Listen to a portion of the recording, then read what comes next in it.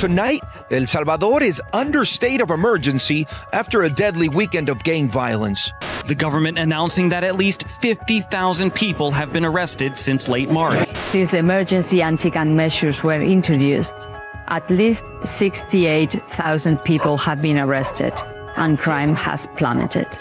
Between March 25th and 27th of 2022, criminal gangs in El Salvador killed 87 people, throwing the country into this immediate state of emergency. At the time, El Salvador was the murder capital of the world. Now, it's locked up 1% of its population. And with US President Trump now sending deportees to El Salvador's mega prison, we're left to wonder, what's the story behind all of this? What strategy does El Salvador use to crush its criminal gangs? And most importantly, how did they manage to arrest over 69,000 gang members in record time? El Salvador has drastically reduced its crazy crime rate. But this is exactly how it all happened.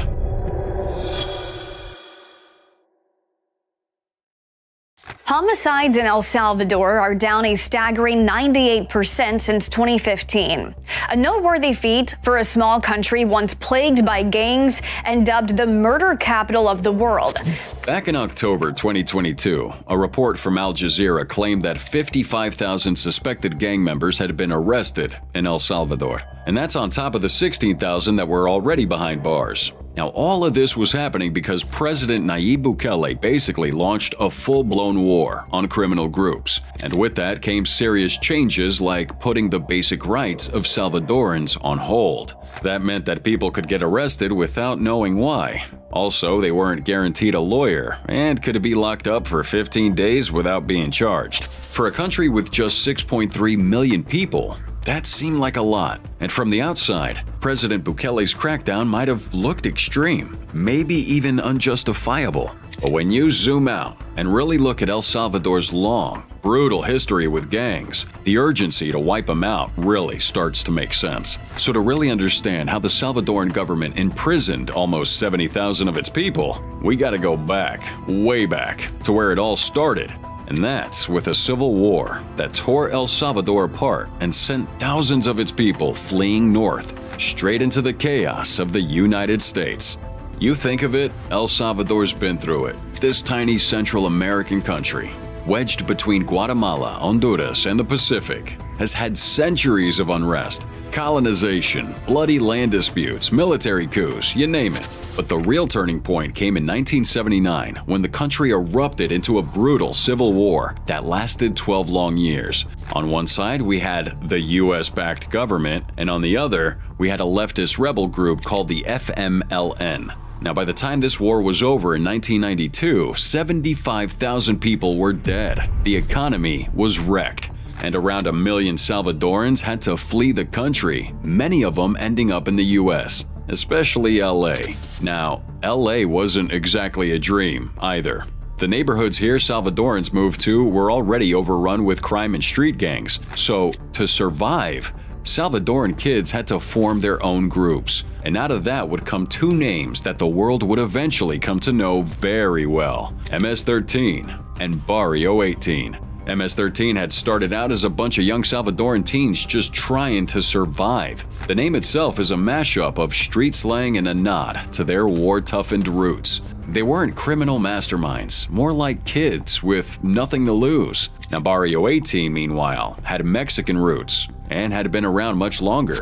But by the 80s, Salvadorans were filling its ranks fast. Now, at first, these gangs were more about survival and street pride than organized crime. But this wouldn't last. The longer they stayed in LA, the deeper they got into the city's violent gang culture. Fights turned to turf wars, petty crime turned into serious business, and prison time, well, that's where they leveled up. Californian jails became classrooms for chaos, places where these guys learned how to run their criminal networks, how to smuggle and carry out hits like the pros. And so by the early 90s, we don't have street thugs anymore. The US government has a full-blown problem. So after the Civil War ended in 1992, El Salvador was still trying to get back on its feet. The economy was a mess and the government could barely function. Meanwhile, the U.S. had cracked down on immigration. A law passed back in 1996 made it way easier to deport immigrants, even for small-time crimes. Kinda sounds familiar, doesn't it? So the U.S. starts sending gang members right back to El Salvador by the thousands.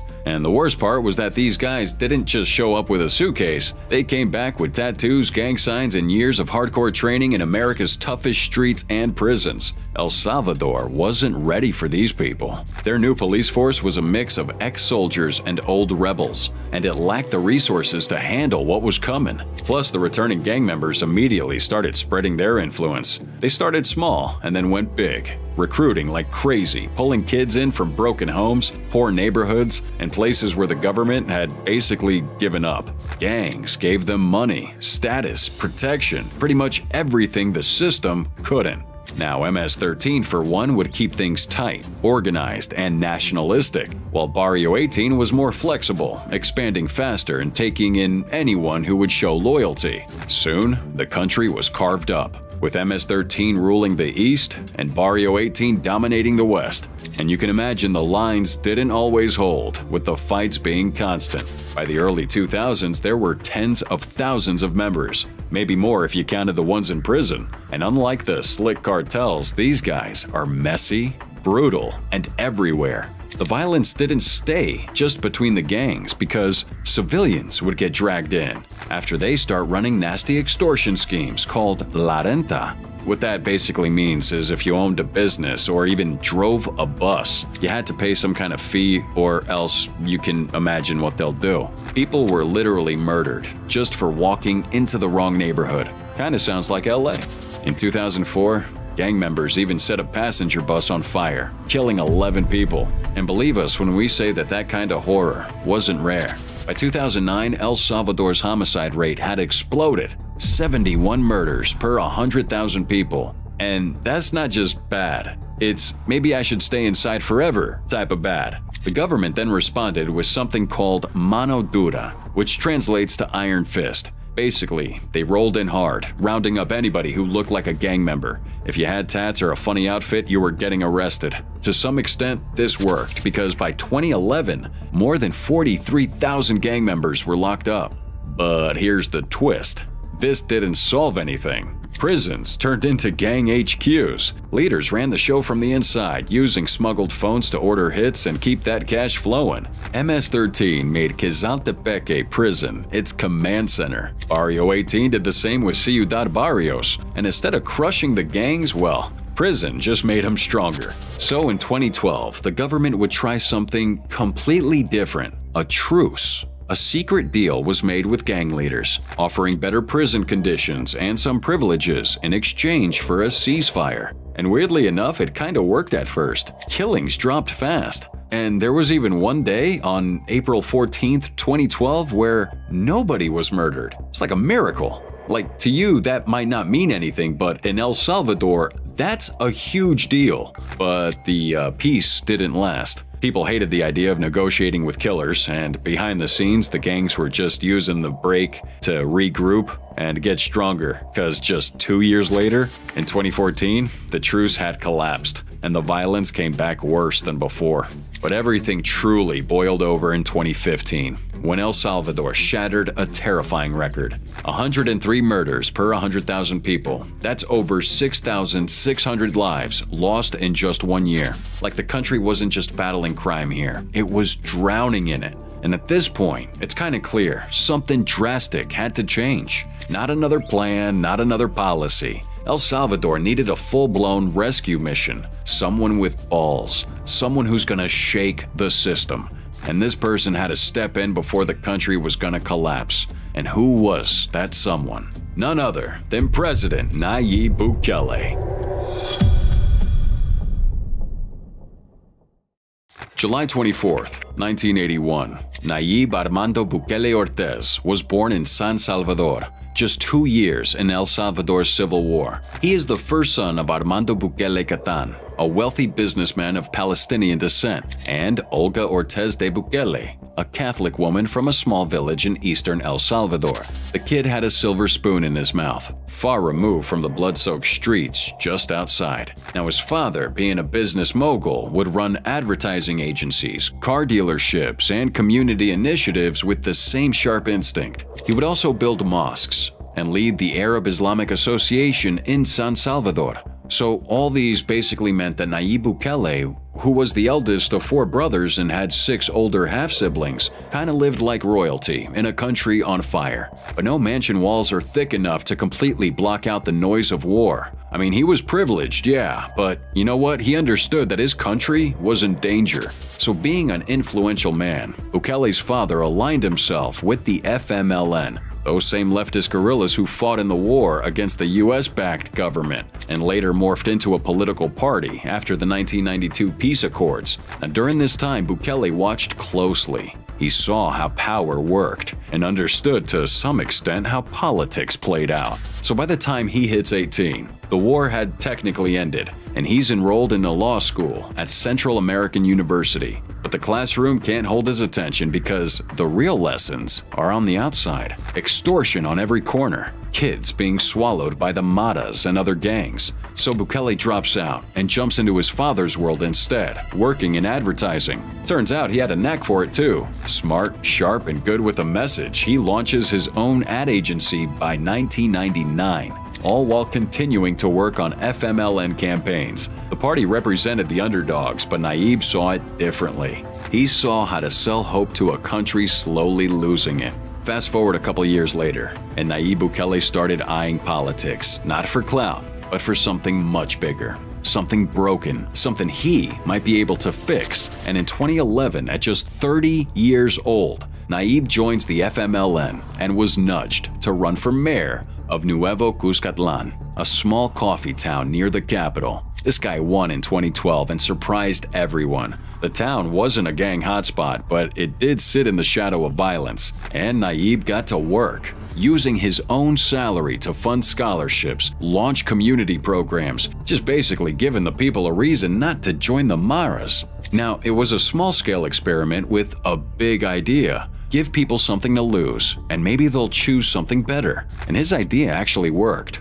with a lot of people noticing his work. The party saw potential in him and decided he needed to level up.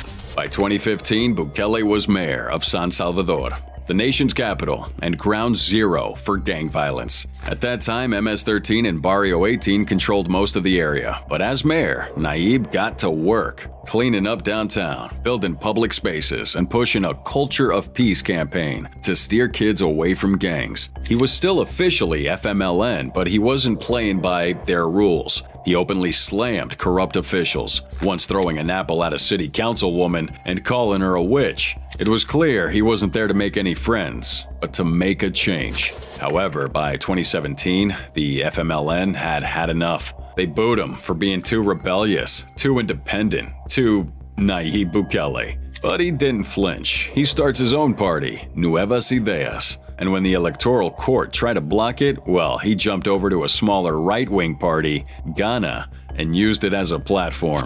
In 2019, at 37, he runs for president, and what gives him an edge was using social media to pass across his bold promises to take on gangs and tear out corruption at the roots. Funny enough, the people went crazy for it. He won 53% of the vote, shattering decades of two-party control. Salvadorans saw themselves in him, a guy who'd lived on both sides of the divide. Not a war hero, not a career politician, just someone who got it. And then, after becoming president on June 1st, 2019, the crackdown officially began.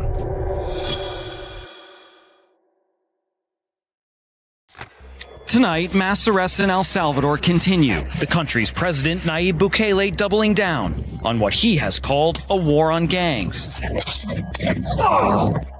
As president, Bukele's first big move was something called the Territorial Control Plan. It was a 7-step process to bring peace. Phase 1 sent 7,000 soldiers and 3,000 police into 22 gang-heavy locations. Places like Soyapango and Mexicanos, setting up checkpoints, patrolling streets, and aiming to choke gang operations. Phase 2 would promise jobs and schools to lure kids away from gang life, but due to a lack of funding, that entire plan was cut off. At the same time, though, something sneaky was going on behind the scenes. Reports from El Faro, a Salvadoran investigative outlet, later revealed that Bukele's team opened negotiations with MS-13 and Barrio 18 within months of his inauguration. The government reportedly offered better food in prison, family visits, and other perks if, in return, the gangs agreed to reduce violence, and maybe even help Bukele win votes in future elections. The U.S. Department of Justice would later back that up, charging 2 Bukele officials in 2021 with brokering these deals. One key figure was Carlos Marroquin, head of the Social Fabric Reconstruction Unit, who reportedly met gang leaders in prisons like Zacatecoluca. Another was Osiris Luna Meza, the prison's chief, accused of shuttling bosses to secret talks. Now, making deals with criminals isn't ethical, but you know what? It actually reduced the murder rate across the country. And by 2020, murders fell to 1,147, half of the 2,398 in 2019. People started feeling a little safer. Extortion was dropping, some neighborhoods even got quieter, and people in general were hopeful for a better country. Well, that truce held until 2021, where killings were at a record low. But there was a big problem. You see, some gang leaders weren't happy because some of the promises made by Bukele's government weren't kept, bringing a loss of trust on both ends. And slowly the murder rate climbed back up, but nobody really noticed until March 2022, when El Salvador had its bloodiest day yet. Oh man, between March 25th and 27th of 22, gangs unleashed a massacre, killing 87 people across the country. In San Salvador, a taxi driver was shot at point-blank range. In Santa Ana, a farmer's body is dumped on a dirt road. In Soyapango, a maintenance worker bled out on a sidewalk. And in many more cities, people had their fathers, mothers, spouses, and relatives killed for absolutely no reason. The spree was a middle finger to Bukele's truce, a power play by MS-13 and Barrio 18 factions fed up with the talks, or some speculate a deliberate rupture to force his hand. And best believe they would have never in a million years have envisaged his response. On March 27th, Nayib Bukele goes to Congress and demands a state of emergency. It's passed within hours while suspending rights like legal counsel, warrants, and limits on detention time. Subsequently, thousands of soldiers and police flooded barrios, kicking down doors, rounding up anybody with tats, a rap sheet, or even just a nervous look. And by April 14th, over 10,000 alleged gang members were detained, a jaw-dropping haul for a nation of 6.3 million. Think about this, each officer deployed was making at least 5 arrests per day. And these arrests were made based on looks or tips, not evidence. By the end of 2022, things had changed drastically in El Salvador. Law enforcement were staying on the streets, and on some occasions, thousands of Salvadorans were getting detained without any legal representation. In total, more than 70,000 people were arrested by early 2023. That's about 2% of all adults in the country. New laws would say that being in a gang meant 20 to 40 years in prison, and even helping a gang could get you in trouble too, even if it was by accident. Even kids as young as 12 could be charged as adults. Many people were cheering, while many others were kinda scared. Human rights groups said that the arrests were unfair and too aggressive. But you know what? Bukele couldn't back down. To him, this was a war, and there was no going back now. He had to see this through. Now, we know what happened, and how those 70,000 Salvadorans ended up behind bars, but that raises a serious question. What kind of prison is even big enough to hold that many people? It's the biggest prison in the Americas and will be home to 40,000 inmates, including some of the most violent people on the continent. Inside this mega prison, you'll find some of El Salvador's most dangerous gang members packed into massive cells, towers of bunk beds, and what looks like bird cages. After declaring his state of emergency, President Bukele announced plans to build a massive prison called the Terrorism Confinement Center, or CCOT. Now, guys, this ain't just any prison. He wanted this to be the biggest, baddest, strongest, and most secure place in all of Latin America. He wants this to be a symbol of his fight against crime. something that could just hold tens of thousands of gang members. Well, construction started almost immediately, and it was built super fast in just 7 months and finished by the end of January 2023. It's located way out there in a place called Tecoluca, about 46 miles from the capital, San Salvador, and it's far from cities and gang areas on purpose. And we're guessing you know why. This prison covers 57 acres of land, but the government also controls a huge area around it, 346 acres, to stop any escapes or even outside help. 3 private companies would help build it, and the cost was somewhere between 100 to 115 million, though the exact number was never specified. CCOT can hold up to 40,000 people, making it the biggest prison in the Americas. We have 8 giant buildings called pavilions, each one made of the best concrete and steel to keep prisoners inside. Around the main area, we have 2 huge concrete walls. The outer one is 36 feet tall and 6.5 feet thick. Between these walls are 2 electric fences that can shock anybody who tries to get out. And there's also 19 guard towers with armed guards and high-tech cameras that watch everything, day and night. Let's go inside. This place is meant to hold a lot of people in each cell, usually 65 to 70, sometimes up to 100. The cells are about 1,000 square feet, with 4 level bunk beds made of metal and no mattresses, so prisoners can't make any weapons. There are no windows, just small vents for air near the ceiling. The heavy metal doors lock electronically, and food is passed through a small slot, with no utensils allowed. Inmates are confined to their cells for 23.5 hours a day.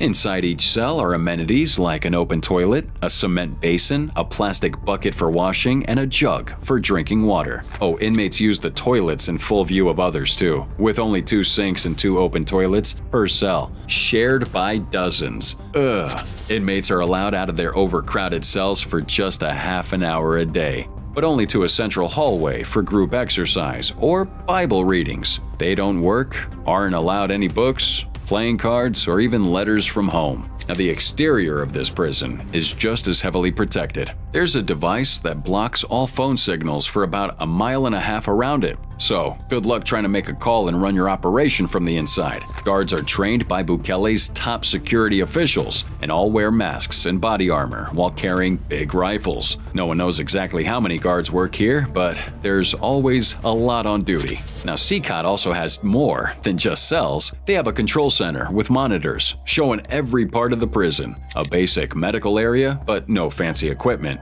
and even dining halls and a gym. But hey, those are only for the guards. The prisoners have simple meals twice a day, like rice, beans, pasta, and eggs, and water comes from a well. Power would come from backup generators, so nothing ever shuts off. There's even a courtroom inside where judges can talk to prisoners through video calls without anyone leaving the building. The entire facility is a work of art, and you can tell it was specifically designed for nothing to ever go wrong, at least for the most part. Bukele showed off the finished prison on Twitter in January 2023 with a dramatic video and music, calling it the key to making El Salvador safe again. The first group of 2,000 prisoners arrived the next month, shirtless and in chains, in what looked like a big show for the cameras. By mid-2023, about 12,000 inmates are in here, and right now, the inmate count is double that. The government, though, hasn't shared the exact numbers. Now, from all that, I'm sure you can tell that this mega prison isn't just built to confine.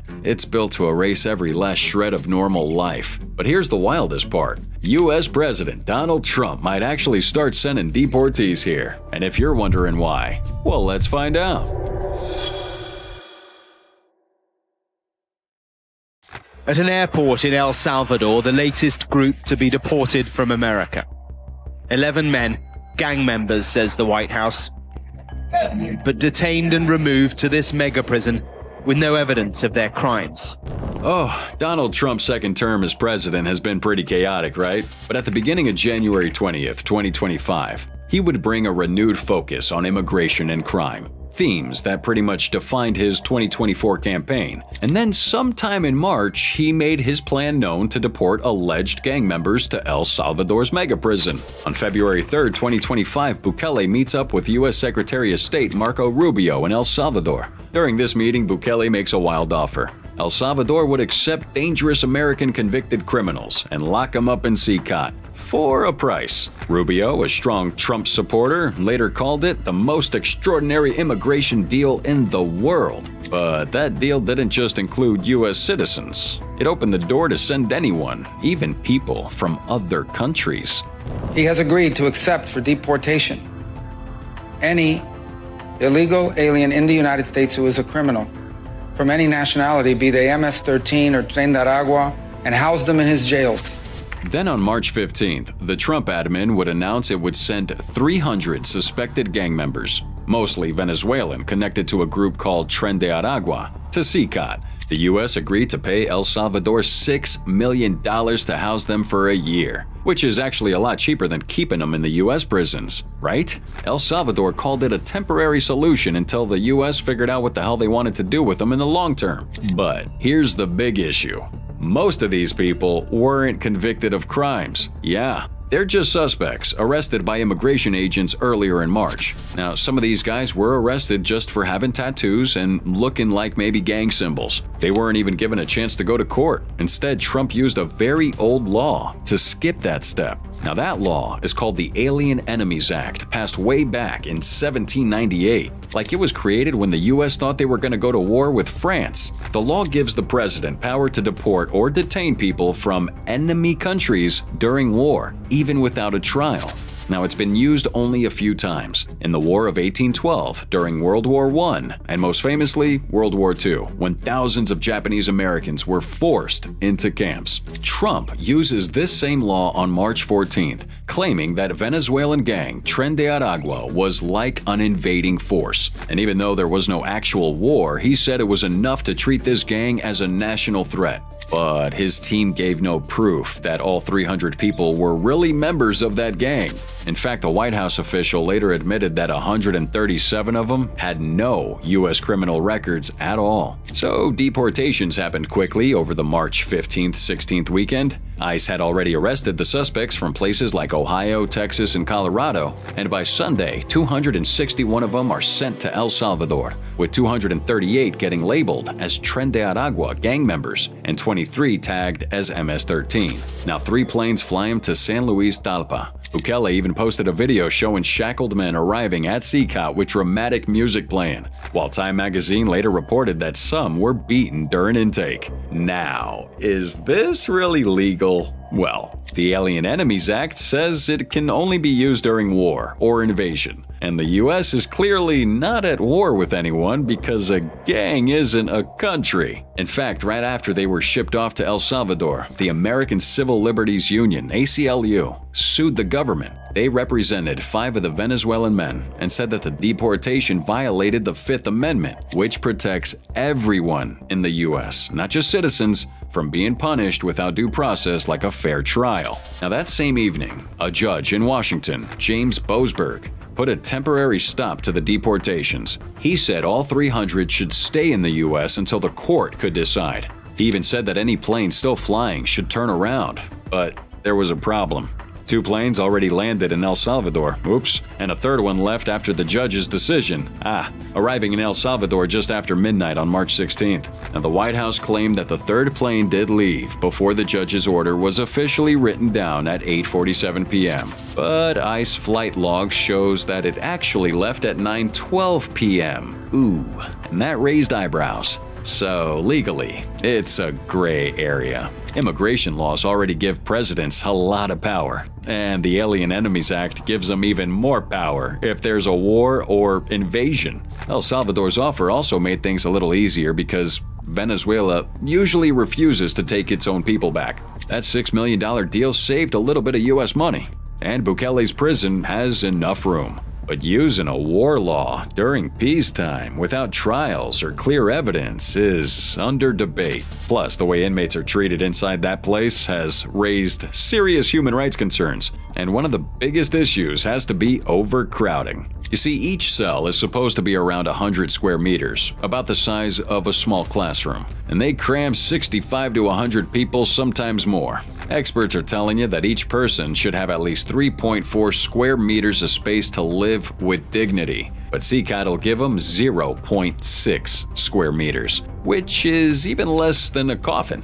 And remember, there are no mattresses. So some sleep on metal bunks and others on the floor. And when asked about the overcrowding despite having so many empty cells, the prison director joked, "If you can fit 10, you can fit 20.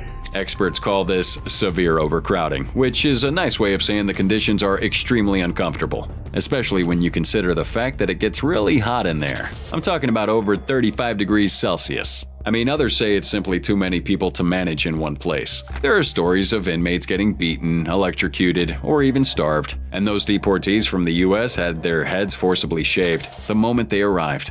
A human rights group named Cristo Sal would find signs of torture on the bodies of prisoners who died inside the facility. Bruises, broken bones, blunt force trauma, you name it. Now, the Salvadoran government insists prisoners get medical care and that their rights are respected. Yeah, here's the catch. No outside groups, not even the Red Cross, are allowed in. One expert just called it a black box because there's simply no transparency, no oversight, and no possible way to know what's really going on inside. Which leads us to this question. Is any of this actually working?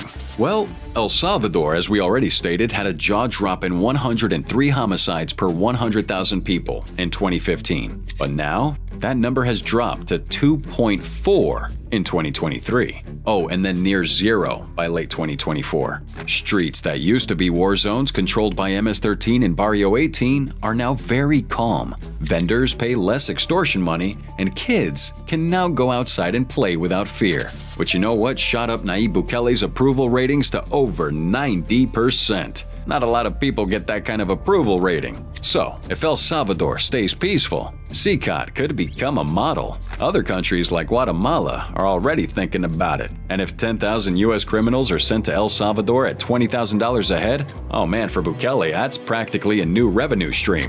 But you know what? There are risks. Gangs could regroup outside the country. Maybe the overcrowding and abuse inside CCOT could trigger an uprising. What if the courts eventually block Trump's plan?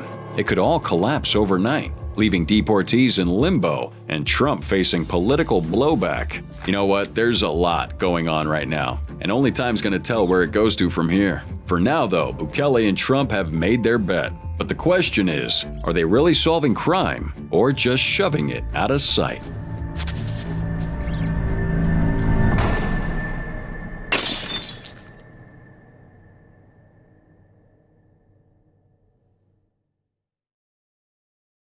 You